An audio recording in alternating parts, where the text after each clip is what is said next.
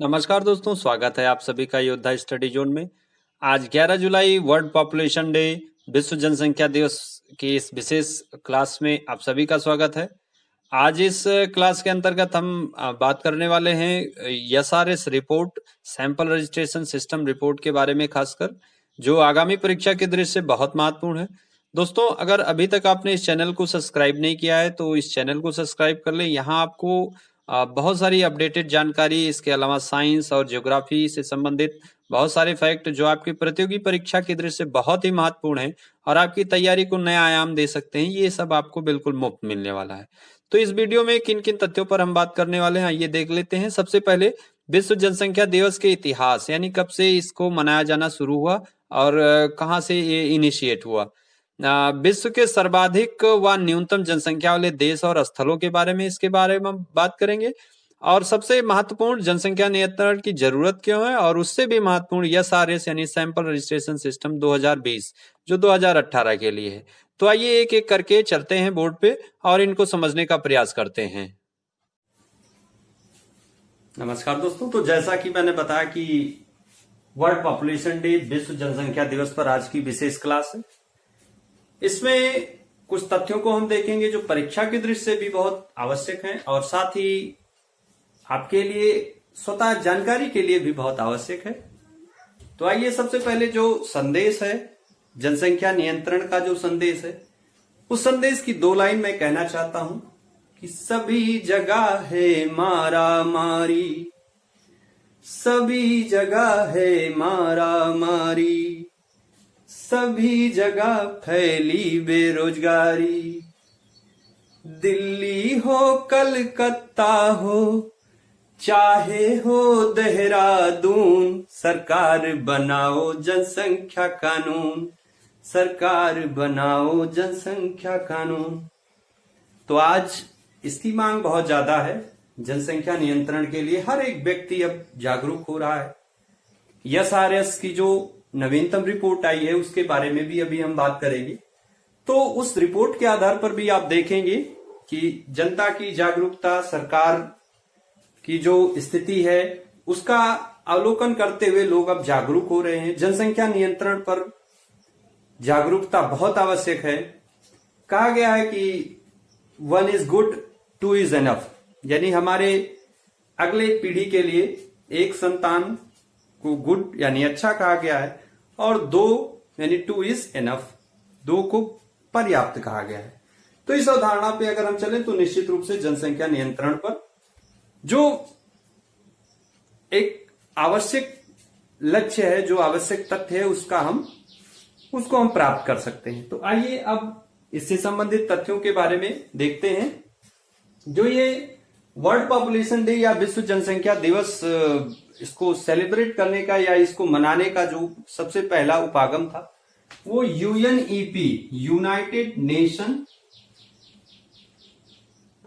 का जो एक संस्था है यूएनईपी, उसके गवर्निंग काउंसिल द्वारा 1989 में एक प्रस्ताव लाया गया कि ये विश्व जनसंख्या दिवस जागरूकता के लिए, जनसंख्या नियंत्रण के लिए बहुत आवश्यक है। तो एक प्रस्ताव के द्वारा इस वर्ल्ड पॉपुलेशन डे या विश्व जनसंख्या दिवस को मनाने का एक प्रस्ताव लाया गया और पहली बार 11 जुलाई 1990 को 90 कंट्रीज 90 देशों ने इस जो ये प्रस्ताव लाया गया उस प्रस्ताव को स्वीकार किया और विश्व जनसंख्या दिवस पहली बार 1990 में 1990 में मनाया गया। और कितने कंट्रीज के द्वारा? 90 कंट्रीज के द्वारा। तो ये हुआ कि विश्व जनसंख्या दिवस कब से मनाया जा रहा है। अब हर वर्ष इसकी थीम अलग अलग होती है और उस थीम के आधार पर इस पर यूएनईपी, संयुक्त राष्ट्र यूनाइटेड नेशन एनवायरमेंटल प्रोग्राम जो है उसके तहत कोई ना कोई थीम दी जाती है और उस थीम के तहत ही इस जनसंख्या नियंत्रण पर कंट्रोल करने की बात कही जाती है। तो दोस्तों, आप सभी का स्वागत है योद्धा स्टडी जोन में। आप इस वीडियो को पूरा देखें, बहुत ही महत्वपूर्ण है। अगर पसंद आता है तो वीडियो को लाइक करें कमेंट करें, अपनी प्रतिक्रियाएं हमें अवश्य दें। साथ ही वीडियो को शेयर करें अगर आपको पसंद आता है। चैनल को सब्सक्राइब करें, आपके लिए बहुत महत्वपूर्ण तथ्य यहां से मिलने वाले हैं।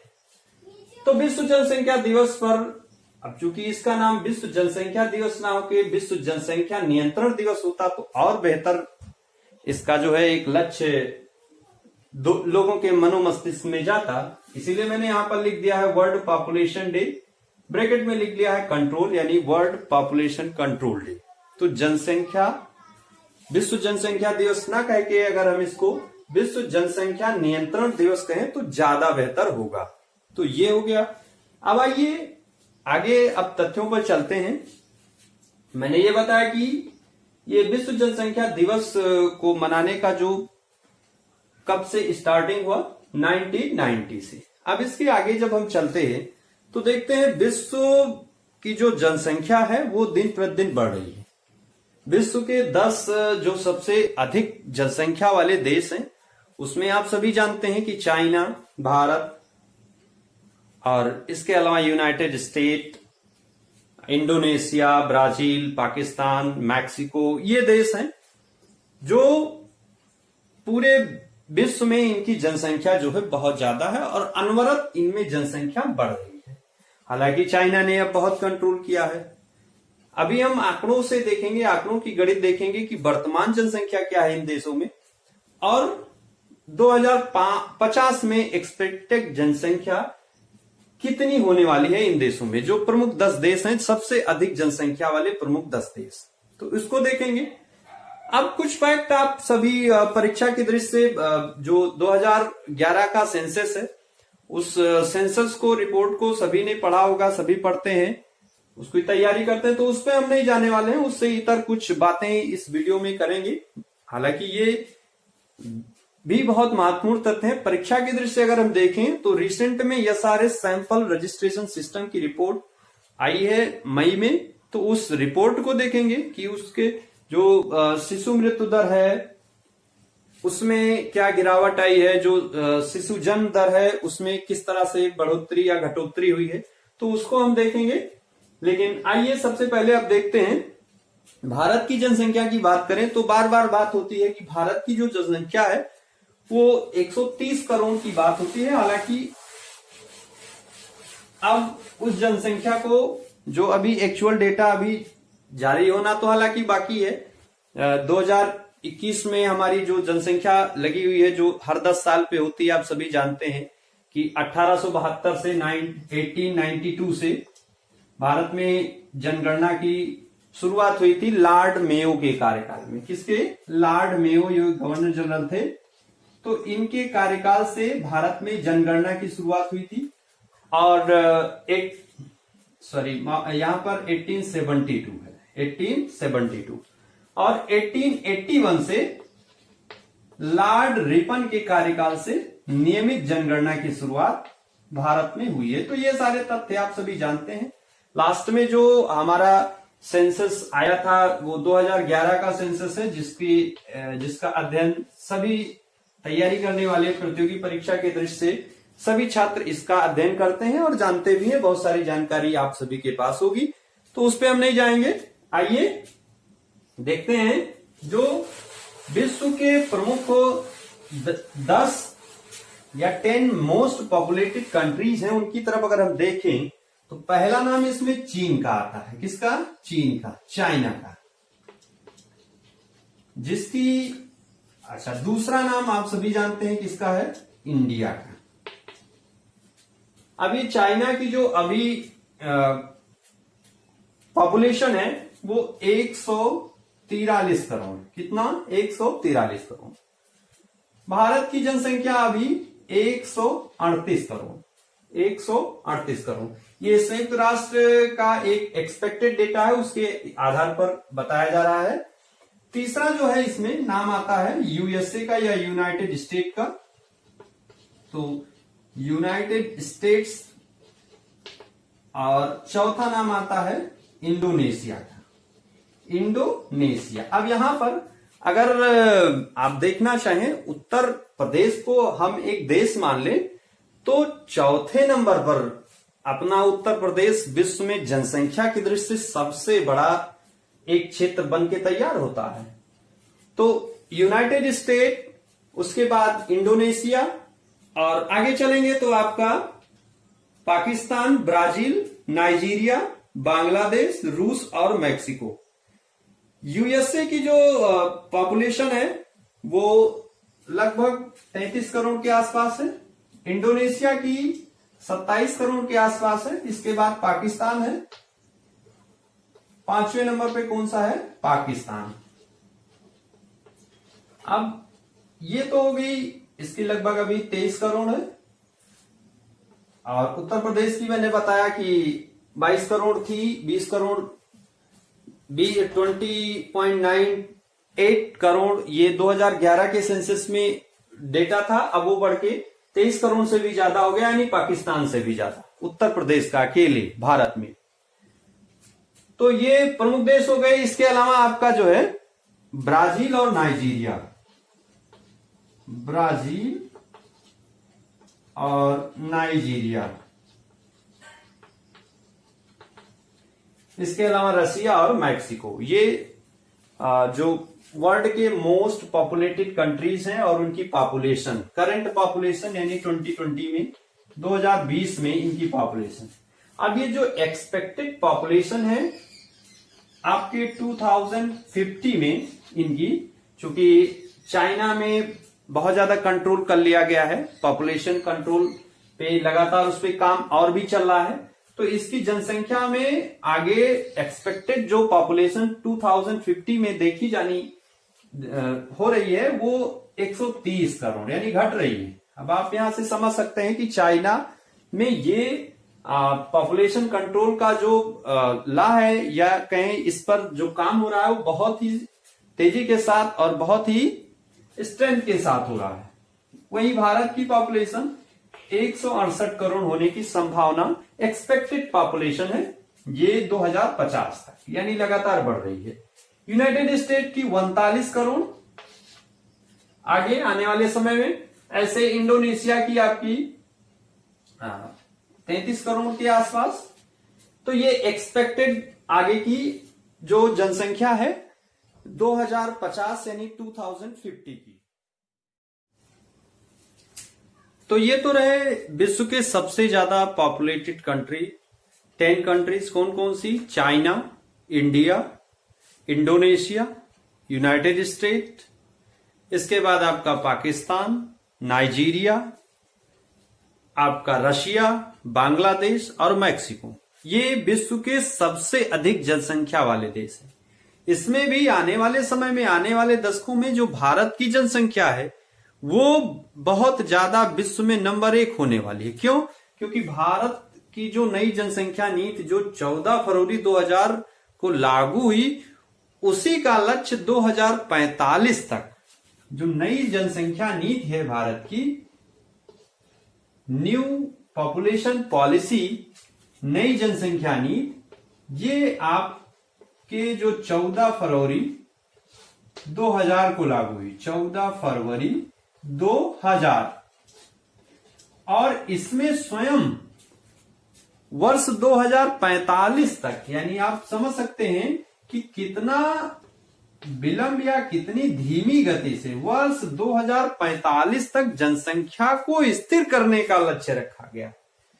जाहिर सी बात है, जब 2045 तक आपने स्थिर करने का लक्ष्य रखा है तो जनसंख्या में जो कमी है, जो ह्रास की स्थिति, वो बहुत और ज्यादा विलंब में, ये लक्ष्य है आपका। और लक्ष्य पर आप जानते हैं समय पर कार्य की पूर्ति हो नहीं पाती है।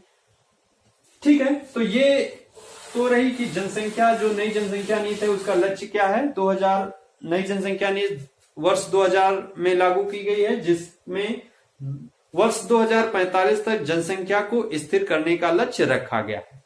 अब आइए देखते हैं जो विश्व के कम जनसंख्या वाले देश हैं या स्थल हैं, उनको देखते हैं। तो इसमें जो नाम सबसे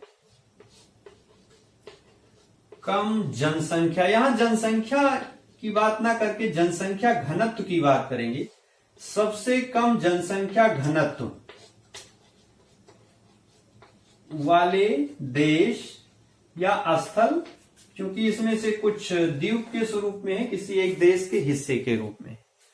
तो इसमें अगर हम देखते हैं सबसे कम जनसंख्या घनत्व वाले देश। अब जनसंख्या घनत्व हम जान ले, जनसंख्या घनत्व का मतलब बहुत आसान फैक्ट है, 1 किलोमीटर पर स्क्वायर किलोमीटर के अंदर जितने नंबर ऑफ पीपल रहते हैं, ठीक है ना, पर स्क्वायर किलोमीटर, प्रति वर्ग किलोमीटर पर रहने वाले समस्त मानव जातियों की संख्या जो होती है उसी को जनसंख्या घनत्व कहते हैं, पॉपुलेशन डेंसिटी कहते हैं। अब इसमें जो है अगर हम देखें जो टॉप 5 देश इसमें देखना चाहें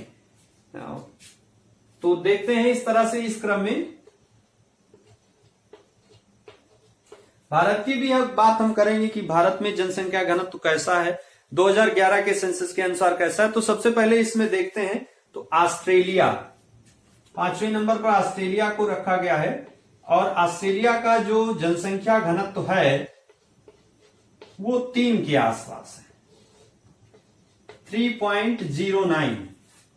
अब एक और विश्व की अगर वैश्विक स्तर पे बात करें तो दिल्ली जैसे जो मेट्रोपॉलिटन सिटीज हैं, मेट्रो सिटीज हैं, न्यूयॉर्क जैसे जो शहर हैं, उसमें जनसंख्या घनत्व 10,000 11,000 से भी ज्यादा है। वहीं ऑस्ट्रेलिया का, संपूर्ण ऑस्ट्रेलिया का जब हम जनसंख्या घनत्व पॉपुलेशन डेंसिटी देख रहे हैं तो ये 3 है। फ्रेंच गुयाना एक द्वीप है और यहां का जो जनसंख्या घनत्व है ये 2.8 है। आप देखिए, नामीबिया एक अफ्रीकन देश है, नामीबिया के साथ भारत ने विश्व कप में क्रिकेट भी खेला है, आप जानते होंगे, क्रिकेट के शौकीन लोग। तो 2.6 वहां का जनसंख्या घनत्व कितना है, 2.6। पश्चिमी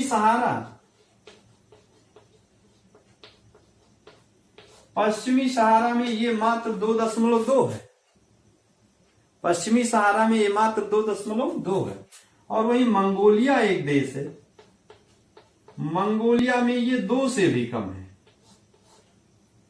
1.9। तो कहने का मतलब यह है कि जनसंख्या का जो वितरण है पूरे वैश्विक स्तर पर, वो टोपोग्राफी पर, वहां के जलवायु पर, वहां की टोपोग्राफी पर निर्भर करता है, ठीक है ना। भारत की अगर हम बात करें तो भारत में अगर 2011 के सेंसस के आधार पर देखा जाए तो जनसंख्या घनत्व तो भारत का 382 है। कितना है, 382। भारत का जनसंख्या घनत्व 2011 के सेंसस के अनुसार 382 है। जाहिर सी बात है कि अब ये 400 के ऊपर होगा, क्योंकि 10 साल होने को है। अगली जो जनसंख्या वो 2021 में लगी हुई है, उसकी तैयारी चलने ही वाली थी। इस बीच ये पैंडेमिक का दौर, महामारी का दौर शुरू हो गया, कोविड-19 का दौर, तो वो प्रक्रिया भी फिलहाल रुकी हुई है, लेकिन वो जनसंख्या तो होनी ही है 2021 में। तो भारत का जनसंख्या घनत्व 382। अब इसमें भी दिल्ली की अगर हम देखें तो 12,000 के आसपास है, 11,320। चंडीगढ़ की देखना चाहें तो 9,028। किसी एक बड़े स्टेट लेवल पे हम देखें कि किस स्टेट की सबसे ज्यादा जनसंख्या घनत्व है, तो बिहार की जनसंख्या घनत्व आपका 1106। ये 2011 के सेंसस के अनुसार है। जाहिर सी बात है कि अब इसमें निश्चित रूप से बढ़ोतरी हुई होगी। बिहार का 1106, पश्चिम बंगाल का 1028, पश्चिम बंगाल का भी 1000 से ऊपर। तो भारत में आप देख रहे हैं कि जनसंख्या घनत्व जो एवरेज है 2011 के सेंसस के अनुसार वो 382 है। स्टेट लेवल पे देखें तो बिहार की सबसे ज्यादा है 1106, जो निश्चित रूप से अब 1200 के आसपास होगी। केरल में 860। उत्तर प्रदेश में अगर हम देखें, उत्तर प्रदेश का जनसंख्या घनत्व तो ये 829 था 2011 के सेंसस के आधार पर। जाहिर सी बात है कि अब ये 850 850 के आंकड़े को टच कर रहा होगा। क्लियर। कम जनसंख्या घनत्व वाले प्रदेशों को अगर हम देखें तो भारत में अरुणाचल प्रदेश का जो है, इसको मैं हटा देता हूं, भारत में अरुणाचल प्रदेश का जनसंख्या घनत्व, अरुणाचल प्रदेश का जनसंख्या घनत्व 17 था। लेकिन चूंकि ऐसे वहां की टोपोग्राफी इतनी अनुकूल नहीं है, इसी तरह से मिजोरम का 52, सिक्किम, तो ये उत्तर के जो पर्वतीय क्षेत्र हैं वो प्रदेश हैं, छोटे छोटे प्रदेश हैं, वहां का 86 यानी 100 से कम। आंध्र प्रदेश, अरुणाचल प्रदेश का सबसे कम, 17, अब 20 के आसपास हो गया होगा। जब 2021 का सेंसस आएगा, 2022 तक जो हमको अवेलेबल होगा ऑथेंटिक डेटा, तो एक्चुअल डेटा आप सभी जान पाएंगे। तो ये रही भारत और पूरे वैश्विक स्तर पर जो पॉपुलेशन डेंसिटी है उसका एक तुलनात्मक अध्ययन।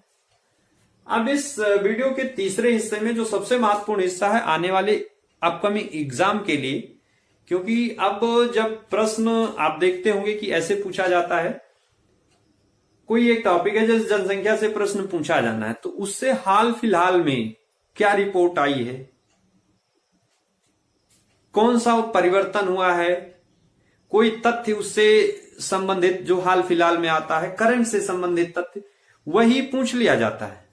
तो SRS report, sample registration system report, इस पे अब हम चलने वाले हैं, सीधा सीधा डेटा पे चलेंगे। इस पे सैंपल रजिस्ट्रेशन सिस्टम रिपोर्ट 2020 मई में आई है, ये 2018 के लिए है। तो सीधा आप इस SRS रिपोर्ट पे चलते हैं, इसका अवलोकन करते हैं और देखते हैं कि कैसे शिशु मृत्यु दर या आपका जो जनसंख्या ग्रोथ है उसमें कैसे प्रभाव पड़ा है, जनसंख्या वृद्धि दर में कैसे कमी आई है, क्या वाकई भारत के लोग जागरूक हो रहे हैं जनसंख्या नियंत्रण के प्रति, जो बहुत ही आवश्यक है।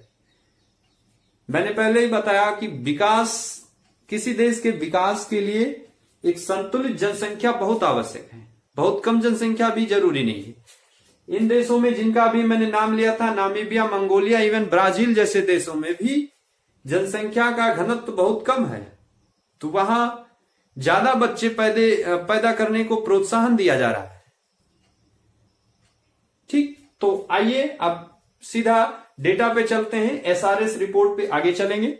उस SRS रिपोर्ट को आप देखिए जो आपके लिए बहुत महत्वपूर्ण है। तो आइए सैंपल रजिस्ट्रेशन सिस्टम या SRS रिपोर्ट 2020 देखते हैं। जो ये आंकड़े वर्ष 2018 के लिए हैं।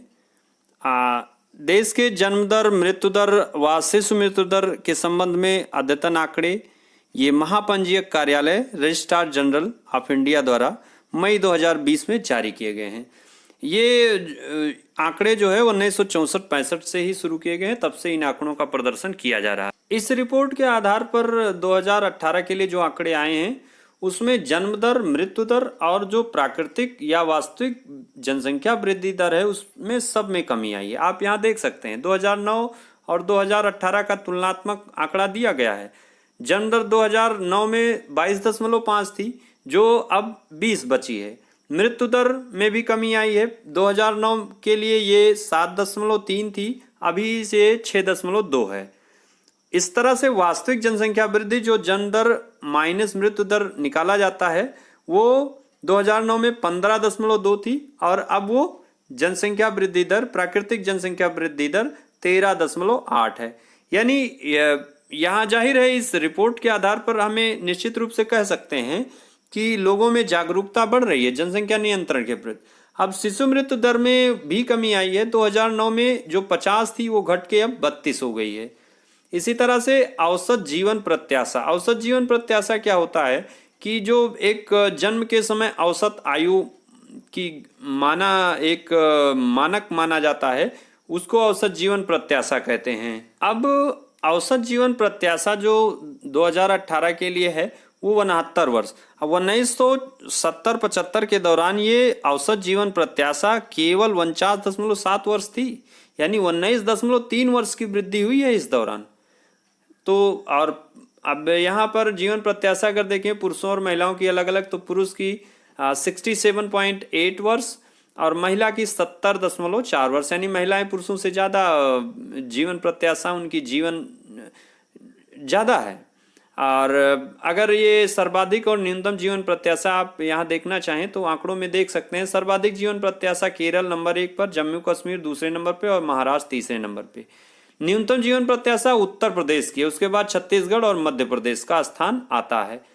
आइए अब इन आंकड़ों को एक और कॉम्पैक्ट वे में देखते हैं राज्यवार। सर्वोच्च जन्म दर वाले जो राज्य हैं वो बिहार, हमेशा की तरह बिहार का पहले भी ज़्यादा रहा है, अभी भी 26.2। उसके बाद उत्तर प्रदेश 25.6। इनका 2011 के सेंसस में इनके जो आंकड़े थे वो 27.7 और 27.2 थे क्रमशः। मध्य प्रदेश का उसके बाद नंबर आता है तीसरे नंबर पर 24.4। छोटे राज्यों में देखें तो मेघालय का सबसे ज्यादा है 22.1। केंद्र शासित प्रदेशों में दादरा और नगर हवेली का सर्वोच्च जन्म दर है 22.9। उसके बाद दमन और दीव का और उसके बाद लक्षद्वीप का। सबसे कम जन्म दर वाले अगर हम देख रहे हैं तो इसमें आपका केरल बड़े राज्यों में 13.9, उसके बाद तमिलनाडु, फिर दिल्ली। छोटे राज्यों में गोवा का 12.4, पहले भी गोवा का कम रहा है। केंद्र शासित प्रदेशों में अंडमान निकोबार का सबसे कम है 11.2। अब सर्वोच्च मृत्यु दर वाले अगर हम देखें तो सबसे ज्यादा सर्वोच्च मृत्यु दर में छत्तीसगढ़। ये याद रखिएगा, आपके लिए बहुत महत्वपूर्ण है आगामी परीक्षाओं के लिए। जितने भी आंकड़े हैं समझे सबसे कम और सबसे ज्यादा मृत्यु दर या जन्म दर वाले राज्यों के नाम। तो बड़े राज्यों में छत्तीसगढ़, उड़ीसा और केरल क्रमशः सबसे सर्वोच्च मृत्यु दर वाले राज्य हैं। छोटे राज्यों में हिमाचल प्रदेश, अरुणाचल प्रदेश और गोवा। सबसे कम मृत्यु दर वाले अगर हम राज्य देखें तो दिल्ली का नाम आता है, जम्मू कश्मीर व लद्दाख का नाम आता है और तीसरे नंबर पे झारखंड का नाम आता है। छोटे राज्यों में नागालैंड, मिजोरम, सिक्किम और मणिपुर। यहाँ आगे उनका मृत्यु दर जो है लिखा हुआ है, आगे जो कोष्टक जो कॉलम बना हुआ है उसमें कॉलम में उनका मृत्यु दर दिया गया है। जैसे दिल्ली का 3.3 है, जम्मू कश्मीर का 4.9 है, झारखंड का 5.4 है, महाराष्ट्र का 5.5 है। तो ये तो हो गया सर्वोच्च मृत्यु दर वाले कौन कौन से राज्य हैं और सबसे कम मृत्यु दर वाले। सर्वोच्च मृत्यु दर वाले राज्यों में जब हम देख रहे हैं तो छत्तीसगढ़ नंबर 1 पर है। कौन सा राज्य? छत्तीसगढ़ नंबर 1 पर है, ये आप याद रखिएगा। वहीं पर सबसे कम मृत्यु दर में दिल्ली की जो मृत्यु दर है वो सबसे कम है। उसके बाद जम्मू कश्मीर और लद्दाख ये राज्य आते हैं। फिर झारखंड का नाम आता है। बड़े राज्यों में अगर हम देखें तो झारखंड और महाराष्ट्र, यहाँ मृत्यु दर सबसे कम है 5.4 और 5.5 क्रमशः, ये आप यहाँ पर देख पा रहे होंगे। छोटे राज्यों में नागालैंड, जैसा कि मैंने अभी बताया था, और उसके बाद मिजोरम, सिक्किम और मणिपुर। तो ये हो गया सर्वोच्च मृत्यु दर और सबसे कम मृत्यु दर वाले राज्य और छोटे राज्य और बड़े राज्य। केंद्र शासित प्रदेशों पे अगर हम नजर डालें तो सर्वोच्च जो मृत्यु दर वाले राज्य केंद्र शासित राज्य हैं वो आपके पुदुचेरी और लक्षद्वीप हैं, और वहीं पर सबसे कम मृत्यु दर वाले दादरा और नगर हवेली तथा चंडीगढ़ है। अब शिशु मृत्यु दर के बारे में अगर हम बात करें, शिशु मृत्यु दर किसे कहते हैं आप जानते होंगे कि प्रति 1000 जीवित जन्मों पर 1 वर्ष की आयु पूर्ण करने से पूर्व जो शिशु मर जाते हैं किसी कारणवश, तो वही शिशु मृत्यु दर कहलाती है। अब ये बड़े राज्यों में सबसे ज्यादा मध्य प्रदेश में 48, उसके बाद उत्तर प्रदेश में 43, असम और छत्तीसगढ़ तीसरे नंबर पे हैं 41। छोटे राज्यों में अरुणाचल प्रदेश 37, मेघालय 33 और त्रिपुरा 27। अगर केंद्र शासित प्रदेशों पर नजर डालें तो दमन और दीव 16, लक्षद्वीप 14, उसके बाद चंडीगढ़ और दादरा नगर हवेली 13। तो ये वीडियो आपके लिए बहुत ही महत्वपूर्ण है, इस वीडियो को पूरा देखें। जो SRS रिपोर्ट है इससे एक प्रश्न आगामी सभी परीक्षाओं में आना है। आप सभी को बहुत बहुत धन्यवाद। Bye bye, have a nice day.